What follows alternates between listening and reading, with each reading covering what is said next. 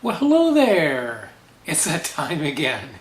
Yes, it is. It is time for our weekly tarot and astrology reading here on this lovely Sunday evening. Yeah, a little later in the evening, May the 1st of 2022. Happy Beltane if you celebrate that, or Happy May Day, however you want to say it.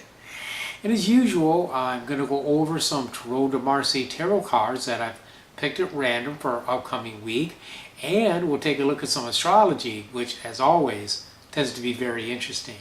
So please stay tuned.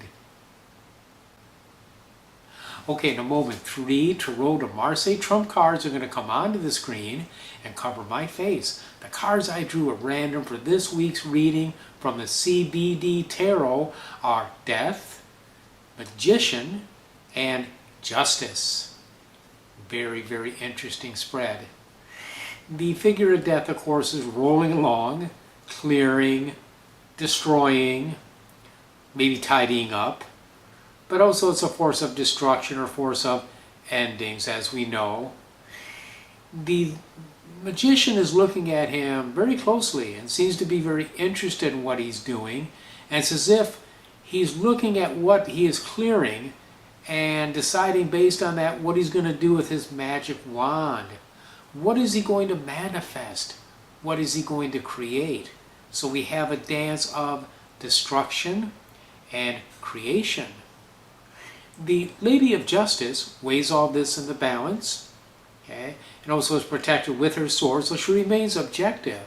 So we too need to remain objective and balance destruction and creation.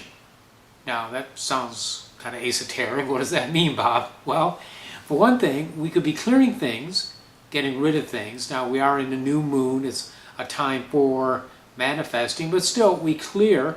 We can still get rid of stuff so that we can create what we want. We can get rid of blockages and invoke, manifest at the same time. So that's what we need to balance. There is a need for getting rid of perhaps things we don't need, destroying, and at the same time, based on that, what is it that we need to fill that vacuum with? Because nature certainly does abhor a vacuum. If we're like the figure of justice, and we stay objective and weigh things in the balance, I think we'll be okay. Now, as far as the astrology goes, again, as I mentioned, we just had a new moon. Okay, that was last night. So now things are waxing, increasing in power. A good time for manifesting. A good time for bringing things in that we want, like money, abundance, health, relationship. Whatever it is that we need or desire, this next couple of weeks will be the time to work on it. Now, this week, Venus is going to go into the sign of Aries. This is not good for Venus. Venus liked being in Taurus. Now it's going to be in Aries, which is ruled by Mars, kind of an opposite energy. That doesn't mean you can't work on love or creativity. It's just going to be a bit tougher. But we do have a really great day coming up on Friday where the moon is going to be in good aspect to almost all of the planets except for Saturn, and Saturn is just not aspecting, okay? And it's aspecting Venus very well. So this would be a good time, this coming Friday, to do a spell for Venus, to do a spell for love, for creativity, okay? Anything of that nature would definitely be blessed. The other days of the week, they're not particularly strong, but again, we still have that new moon, okay?